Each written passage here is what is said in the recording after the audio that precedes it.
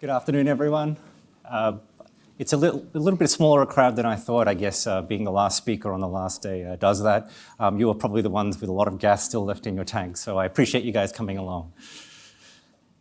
Did you know Google stores 2 billion lines of code in their source repository? 2 billion. To equate that, it's 9 million files. It's 86 terabytes of hard drive space. It's 3.5 million commits. It's phenomenal. It's the stuff of myth and legend. They've had 15,000 developers over 20 years. It's the sort of thing that you think is impossible. And so the idea came to me of the monorepo from an architect about 18 months ago who suggested that we could try and do something internally at American.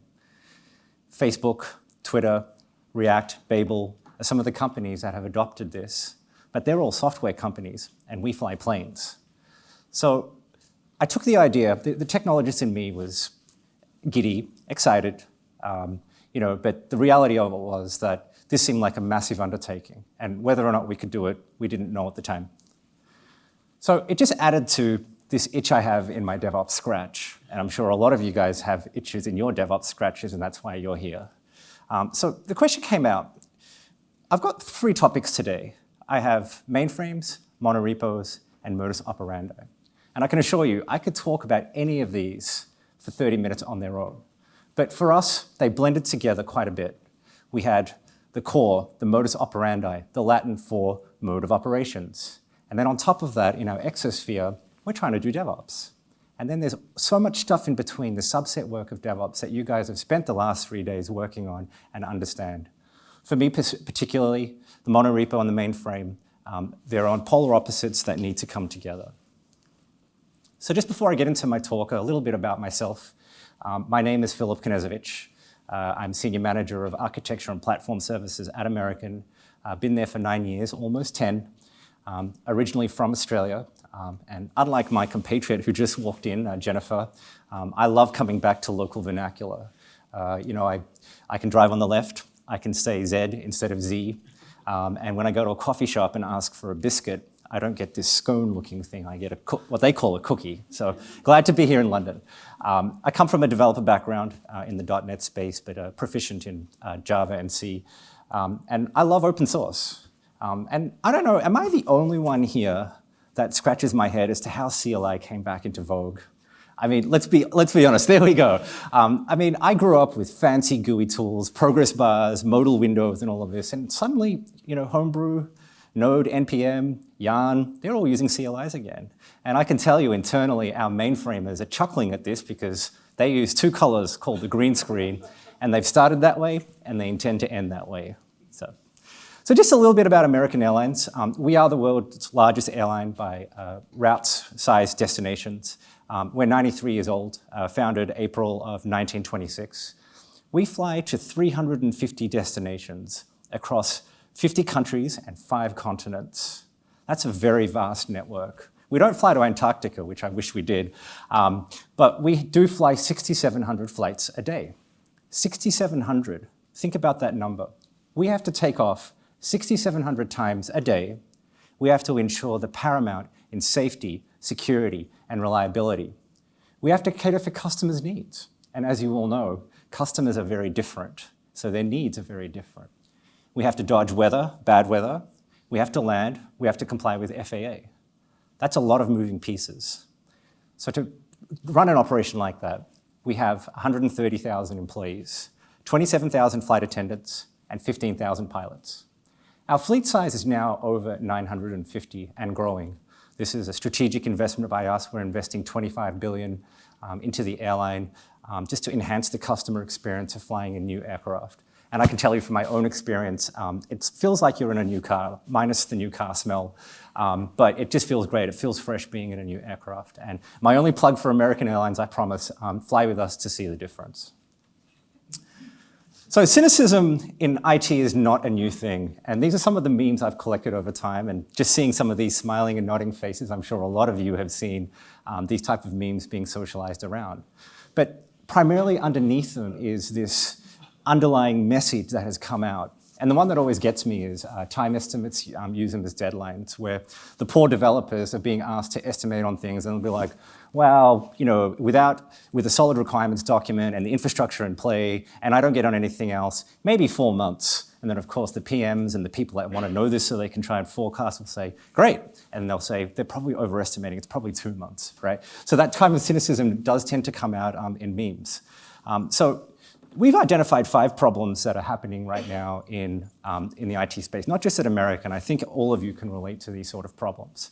And the first is a disconnect between IT and the business. And I facilitated a lean coffee session yesterday where we had a really engaging talk about how to align IT values versus business values. And for me, being more in the usability side, I often think of it like this. There's a SME or a BA feeding requirements to a developer who typically has headphones on, 2 monitors, coffee keyboard, typing away, hates meetings, right? They have to then translate this back into a product which they have no visibility into what the end users are. So in my case, it's flight attendants, it's pilots, it's line maintenance mechanics, it's stores clerks. It's even more difficult in the commerce area because you're dealing with everyone. How do you connect business to vision? So we've thought about this a lot in the way we need to engage with our business a lot more. It's difficult when you're dealing with a line maintenance guy who is using this on different hardware at an airport with loud noises around, probably on a smaller monitor, right? It's dirty, it's noisy, there's planes landing, there's machinery going on, right? So it's trying to align those values a bit more. And then the second one, which really resonated with me, is leadership often tracks activities and not results. So what do I mean by this? When I first started, I was very obsessive about activities, especially in the agile space. I wanted to see scrum meetings, I wanted to see retrospectives, I wanted to see velocity, I wanted to see stand-ups, right? So I believed in the prescription that if we do agile, the rest will just speak for itself. My thinking has changed on this now. Now I'm more interested in MTTD, MTTI, MTTR. I'm interested in change failure rates, right? These are things that mean more to me.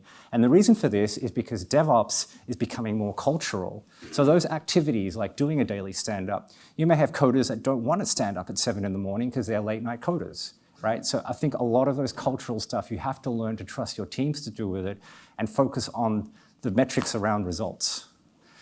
The other big thing that always gets me, and this is a lot of my inner stuff coming out here actually, is the project funding. So I'm not sure at your organizations how you guys do project funding, but we typically have groups, divisions, and they play it like a game. Finance needs to budget. They have a certain amount of money budgetary every year. And so these guys will throw as much of that as possible. And it kind of looks like this: priority 1, priority 1, priority 1, priority 1, priority 1, priority 10, right? And then they hope, if they can throw enough at it, that they'll draw a line as much in there as possible. And it's frustrating because they know if they miss, the funding is gone for a year. Budgets are in play. So we've changed that thinking now, and in the investment of product lines and feature teams, we now want to invest into the product and keep a steady cash flow going through. It's a different mindset, it's a different thinking. And then finally on points 4 and 5, this is one that I'm sure we all relate to. Again, at my coffee talk, the frustration around explaining technical debt to the business. How do you do it in a succinct way? It's frustrating because you have to tell them that you need time to refactor code or you need to do end of service life, but the business gets no new features out of that, no new functions or enhancements, right? So it's very difficult to draw that line with them to explain where the balance is. And so subsequently, all of this leads to burnout. For those of you that saw Dr. Maslak's call on speech on Monday, it was great, talked a lot about burnout, and those are things I think we all empathize with. So we had to change, and typically in our culture, we had the hero developer, and I'm sure all of you guys have had the hero developer. The hero developer is the guy or girl who knows what's happening in the industry. They're seeing what's happening with DevOps, and will come into the organization and say, we need to do this. We need to do CI/CD. We need to validate unit tests. We need infrastructure as code. We need continuous deployment, and all that good stuff in DevOps. And they would often say this to non-DevOps people, to PMs, to middle management, to leadership, and everyone would just smile and nod and say, I agree, do it. And that was pretty much it, right? So we've changed that way of thinking now. We're not like that anymore. We We're investing into a DevOps first culture. Our CTO, Maya Liebman, has really made this an emphasis within the organization, and now we have DevOps as part of our life cycle as we go through. So I just want to show you a quick example of one of the challenges that we had moving from projects to products. So you'll see here on the far left is a typical user. So in our case, let's say a mechanic. And all they ever really see is a GUI, a web page, right? And then everything else that happens after that is magic, right? So in our case, we have a SOA layer, and our SOA layer has changed over time. It used to be ESBs with high-level services, SOAP-based services, and then microservices, composite services built on top of that. And then we changed. We said, no, we need to be more faster with our delivery. Let's use let's use Swagger and a RESTful API and deliver JSON. And now we're even granularizing that even more. We're looking at GraphQL and building resolvers in GraphQL. But either way, that layer there is, separation of code, separation of concern stays in the SOA layer. And they typically have to then work with all these other groups. They may get their data from a BRE, from the mainframe, from another application database. They may just go to another endpoint, or they may have to go to MQ. So it becomes interesting because each one of these groups are managed by their own teams. So these teams have their own managers, their own QA, their own DevOps process, and suddenly, to get from one point to the other is tedious. And what I've seen is there's often a lot of negotiating via email, a lot of elbow rubbing and back scratching and stuff like that. And it works. We do coordinate with each other through email, and we are able to deliver our products. So a typical route may be this, which is the one I'm going to lead into, which is the mainframe. And so imagine 4 different teams needing to work with each other. It's difficult. So we simplified it. We just got rid of that subject line of teams, and we said we're going to build product teams. We're now going to have resources from each of these groups come in and actually work as one cohesive team. So a lot of that time slippage, time waste has disappeared, right? Because now they are all accountable to each other. So it gets interesting because, as teams accumulate, we now build this DevOps pipe. And in the DevOps pipe, we have a UI team, which is typically Angular, Node, TypeScript, those type of technologies. A Java team, which is, a Java team which manages SOA, and then we may have a .NET team. So each of them have their own different pipes. Where this became interesting to us is when we hit the mainframe. And I say this fondly, they're not really the black sheep of the family.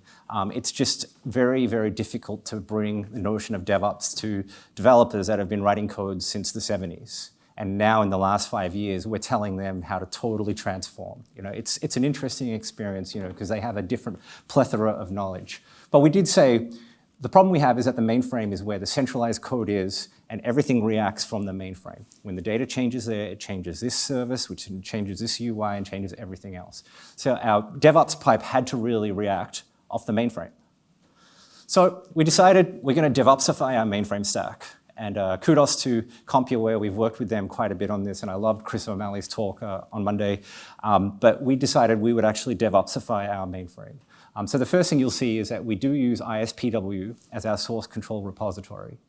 We use Topaz Workbench as our IDE, and Topaz Total Test for our testing. And finally, we use ISPW to help promote to integration, and then ISPW across the line with Excel release, ZB Labs release, as our package management deliverer. So from Jenkins, we'll build the pipe, and then from ZB Labs, we'll combine it with all the other builds that we have running at the same time. It's been an interesting experience, but I really wanted to talk a little bit about this slide here and testing in the mainframe. So before I get into this, I'm not sure how many of you here know about mainframes, but it's not an object-oriented language. You don't have classes, methods, function pointers, interfaces. It's very script-driven. It's triggered typically by a 3-letter transaction code, which then hits something called an MFS, which is a message file system. And then from there, it'll trigger and call copybook code, which is COBOL code a lot of the times. And then there's a PSB to work with IMS. But it has its own architecture.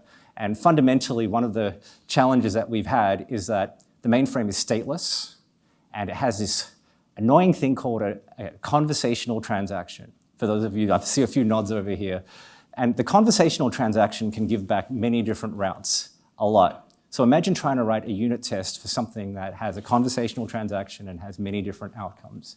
It's difficult. So I draw it akin to this image here, and for those of you that have children, you guys know children love to squeeze toothpaste in the middle.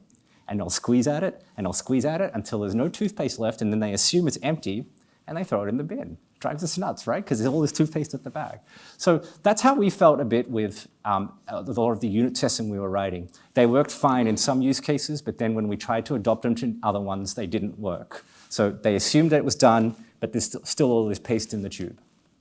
So we're going to try and automate it now, right? So this is a sort of a technique that was very similar. We can pull at it. We can actually try and get more toothpaste out of it, but still the same problem, right? It was unique, it was custom, and it was non-reusable. So we could have invested a lot into the automation in the mainframe. And I can tell, I'm not sure any of you here are experts in load testing or performance testing, but setting up a test environment is difficult. You can't do it off QA or dev or stage because they're designed to bring down the system. So you have to do a lot of componentry, load runner and all these other tools to actually get testing done. And we felt the same way in the mainframe. I could very easily go to Amazon and purchase this $120 toothpaste dispenser. And I apologize if anyone here actually uses this and loves this. But think about it. It does what I want, but now it's harder to clean and maintain. It's limited to certain forms of tube. And now there are all these dependencies that you've got. Power supply, location, it's harder to move. So in the end, we had to take a step back and we needed to understand where is our testing going? And so the biggest fear that I see in DevOps is the fear of failing because deployment is hard. I want to get it right so I don't have to deploy again. So what we needed to do was increase our time to release, and we had to trust in open source and inner source techniques. We needed our developers to speak more to each other. So I draw that akin to the $8.95 toothpaste glider, and I'm not sure if anyone here uses this, but it really does work at the back and work its way up. And that was the way we had to think about when we were doing testing. So the stack is fairly two-way with us. We have our modernized apps using GitHub, Coverity, Jenkins. On the .NET side, we use TFS Build and now Azure DevOps. And then, as I said before, we're trying to orchestrate through Xebia Labs. On the mainframe side, which is up the top, you'll see we use ISPW, Topaz, and then our ops is done through Z-Advisor. We use XMatters as our monitoring tool, and they're here, and I can't speak enough about XMatters. They buzz my phone at 3 a.m. I love them for it, and I hate them at the same time. But no, they're a great company, and we use them for a lot of our alerting. So I'm going to switch for a moment, and I'm going to talk about plumbing, of all things. So I don't know how many of you here know what the plumbing looks like in your house. I don't imagine too many of you do. Some of you might, but it typically goes like this. Water comes in through one pipe. It hits the hot water tank first, and then the hot water tank will dispatch water to wherever you need hot water. Kitchen, laundry, you may have a dishwashing line, water goes wherever it needs to. And then cold water is typically alongside it because you need cold water where you need hot water.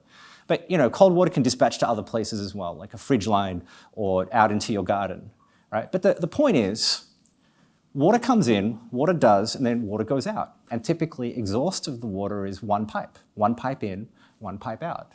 I mean, some people have different septic systems. They may have multiple pipes out, but typically, it's just the one pipe in and the one pipe out, especially in suburban homes. So we had to think this way when we moved to the monorepo. We had to think, what are the fundamentals behind software development? Let's forget about everything in DevOps, and let's forget about technology stacks and the people that are religiously passionate about Java and .NET. Where are our fundamentals in software development? I mean, at the absolute root core, we write code, we build it, we test it, we deploy it, irrespective of whether it's Java, .NET, or what have you. So we were thinking to ourselves that this practice can feed into the monorepo. We can build software in its rawest form in the monorepo. And then from Lord of the Rings, I've substituted the word build, ring with build, and you can see here that this is kind of an adage of what the monorepo says. It's one build to bind everything, to build everything together, and then with DevOps bind them. So, coming back to my original starting comments, could we do this? I actually had this face when they brought the idea to me internally. I'm like, no way, that's impossible. So we thought we'd start small. we said we would experiment with a smaller subset of apps that do have some notoriety for software challenges. And we said that we would only focus on our UI first, so our Node.js apps and the like. We do have .NET stuff in there now, and then the Java stuff is coming in a bit later. We started with 15 apps, 41 shared packages. And these are internal packages. These are things written internally, like a flight web service or an aircraft web service. Could be an MQ, could be a compiled library. So it's just 41 shared internal packages. And then we imported 90 third-party dependencies, typically from NPM. This is interesting, because if you look at the top modules that are actually pulled from NPM, I believe it's AngularJS is up there, React, Body Parser, there are a few others, right? So we pulled down all these modules, and then there are sub-dependencies that these modules have. So even though it says 90, it's actually probably a lot more than that. But here's the big win for us. One CI/CD pipeline. Can we check in all the code into one branch, into one trunk, and can we release it all? So similar to my water analogy, could we do that? We also have 70 contributing developers. So, this is not a small experiment. We said we're going to start high. And I can assure you there was contention with this, because we had developers that did not want to contribute to the monorepo. I've worked in this app for 20 years. I know it back to front. Why do I need to learn everything else, right? We had that type of mindset, because it's a big deal now. You're suddenly inheriting the entire code base. And it is way big for anyone to actually learn on their own. So how do we get around that? This is a typical structure of a monorepo. I've actually simplified this. It's a lot more complicated, but I didn't want to bore you guys with a big screen of this. But typically, we said 15 apps, right? So I've stopped at 3. But typically at the top level, we'll have a shared folder. Node modules, build scripts, dist, libs, tools, right? These are all shared componentry folders. You may have an etc folder in there. You may have a CGI bin folder, depending on what technology you have. But everything is shared at the master. Now, the typical developer will just stay working in their application like they've always done. They'll open up app 2 and they'll work in it. Where it becomes interesting is when they need to modify something in the shared folder. So they may modify something in one of our packages that affects apps 7, 8, and 9. So now suddenly they have to go to apps 7, 8, and 9 and work with them to make sure their changes are propagating across properly. That's frustrating. And there are 2 ways that this works successfully for us. The first is, we have great tests, and we do test-driven development, and we have tests that these people can run on those apps to see if everything is working. Did anything break when I made this change? But as you technical people may know, that may not be enough. So on top of that, you actually have to go over there and talk to those developers and say, I've upgraded Body Parser to version 2. Is that okay with you? Right? It's that type of collaboration. So in the workflow space of monorepo, it's fairly simple to what I was describing fundamentally. Right? You sync the repo space. We're not 86 terabytes like Google. I think we're at 19, so it's still feasible for most laptops to sync everything. You write code as you always did, and then you check it into this master trunk, this huge branch. And that's the daunting task. That's the hurdle that we need to try and get better with. And then we automatically deploy. So I'm going to talk about the deployment first before the merge process. There's this notion of, and I'm wondering if a lot of you guys are thinking, how do you release 15 apps out of one trunk? So we actually do this notion called cherry picking.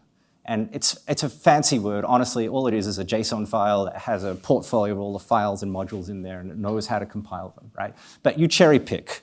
You pick the stuff that you want to deploy in your app. So we could actually, from the trunk, we could create 15 of these and deploy at the same time. And we have this thing called tagging, where we actually know the files attributed to each application. So as soon as they are modified in the trunk, it will trigger off an automated build into that branch. So we're actually at that point. So there's a company up here, Launch Darkly, that you should speak to, because they do a lot around feature flagging and the ability to control functionality as you go through. But before we get to that point, I want to just go back to that discussion around breaking the build. This is the pain every technical team feels for one app. Don't break the build. It's daunting for one app. Now you're telling me I have to worry about 15 or more, right? It's a scary thought. And I think one of the mindsets behind the monorepo is understanding your application suite, not just your app, your suite, at a high level, understanding the functionalities of how it works from the top. So this becomes less and less painful as time goes on. And that's what we learn. So the commit process is a little more scary. This is our Microsoft team, this is our .NET team, and this is TFS. And you'll see that we have a commit that happened 17 minutes ago, and then there are some that go down the scroll bar doesn't show up, but we have some commits that are a week old.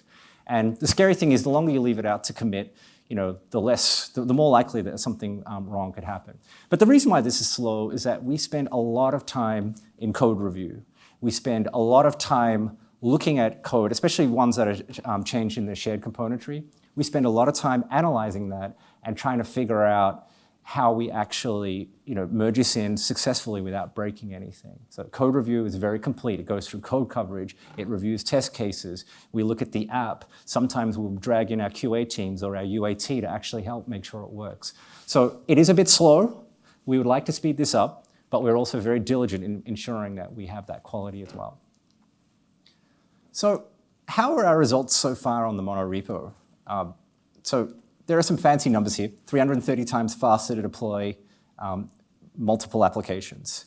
Because we've consolidated a lot of these files, we have one source of truth, and that's music to my ears. We don't have 15 different left navs and top navs and shared componentry like a web service or an MQ. Now we have one version source of truth. That's huge. Extensive code sharing, which I've noticed, this has been a big thing for us, and I've said in here that there's a 250% increase in developer collaboration. And the bottom line is you have to.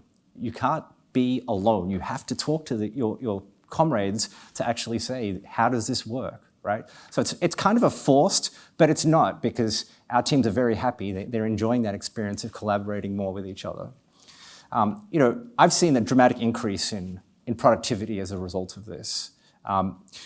We are continually onboarding new developers. There's an interest on this, right? Now there's a flexible boundary. It's like, oh, that team, I don't know much about them, right? That kind of thinking is now gone because now the monorepo allows us to openly have everything available. We're realizing the benefits of write once, use many. I'm sure a lot of you guys here are frustrated when you see services being written, rewritten, and rewritten, and the version of that service is applicable to that application. That's frustrating. So we've estimated with a lot of this refactoring work that it's about 4,200 hours regained by eliminating duplication. And there are about 1,600 working hours in a year. So that's a massive number for us. That being said, it's not all rosy. We do have challenges and risks. We're still very small in the monorepo, and as it gets larger and the complexities grow, so too does our need to maintain it. So from Google's side, they use Piper as a source repository, and I think Sitsi is one of their deployment tools. We're noticing our need for more tooling, right? It's 15 apps right now, but what happens, because we have thousands of apps, what happens when we start scaling this out on a large level? That's our next step in this journey. So as I said before, TDD is a very important part of the monorepo. If you don't do TDD, you're probably going to fail. Monorepos need test-driven development. The feature toggling has been a struggle for us. I mentioned Launch Darkly a bit earlier. We're doing our own. But for those of you that don't know what that is the ability to turn things off, but deploy them to production, and then later you can turn them on. And the reason why you do that is you may have a dependency to another module going out, and you need to make sure it works. So we've had some struggles around that.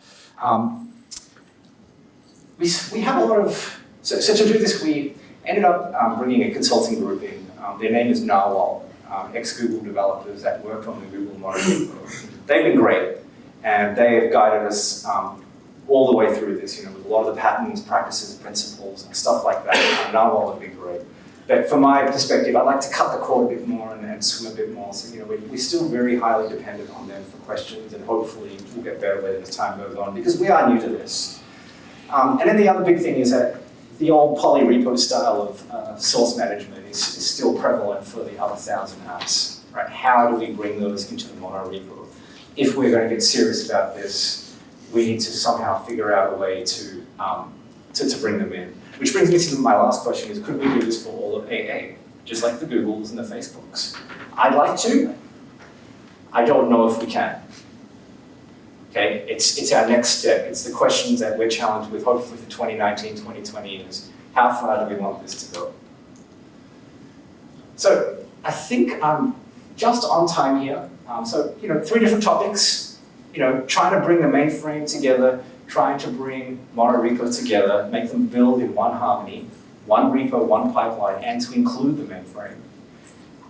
It's a big deal, and it's a challenge that we've been tasked with. It's just another one of the things in our Modus Operandi that we're trying to get better with. So my takeaway for you guys here is, if this is something that you think you can do in your company, you should consider it. If you have a lot of duplication in code, if you have a lot of code management, the Monorepo may be the way for you.